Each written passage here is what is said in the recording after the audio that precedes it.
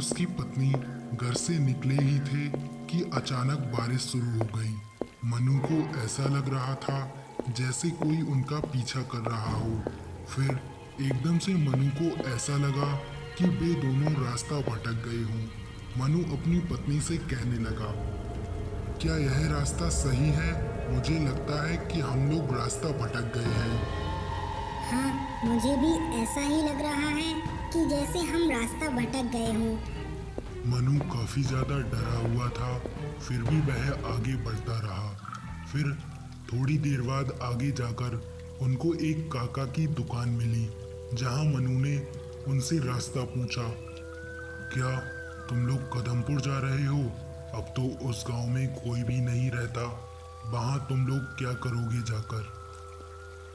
काका, आप केवल हमें बता दो कि कदमपुर जाने का रास्ता यही है।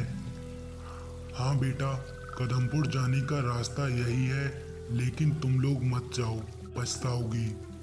थोड़ी देर चलने के बाद मनु और उसकी पत्नी दोनों बस स्टैंड पर पहुंच जाते हैं, लेकिन काफी देर इंतजार करने के बाद वहां कोई भी बस नहीं आती है।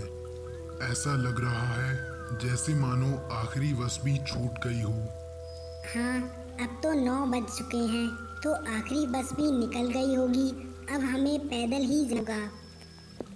रात अंधेरी और काफी ज्यादा गहरी होती जा रही थी।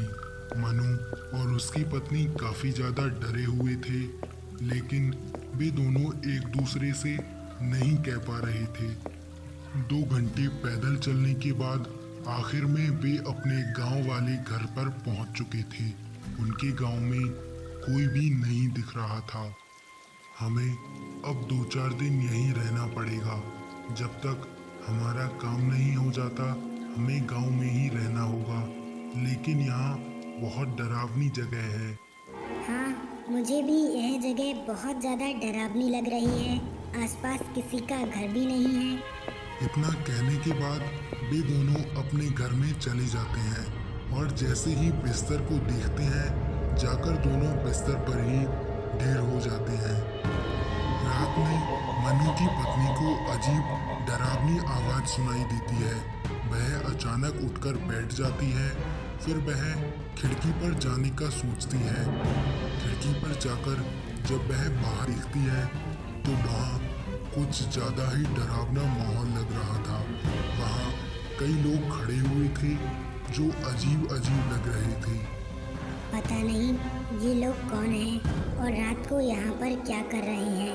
अजीब लग रहे हैं। मनु की पत्नी काफी ज्यादा डरी हुई थी। फिर वह अपने बिस्तर पर जाकर दोबारा से सो जाती है। मैं यहाँ नहीं रुकूंगी, मुझे यहाँ बहुत ज़्यादा डर लग रहा है।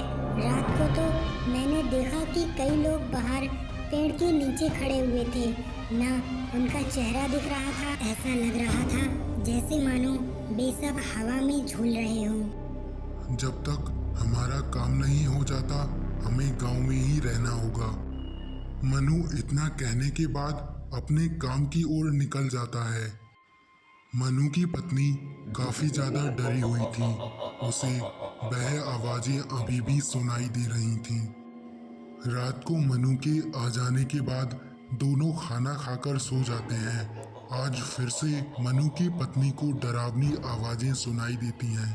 आज मनु की पत्नी मनु को जगाती है।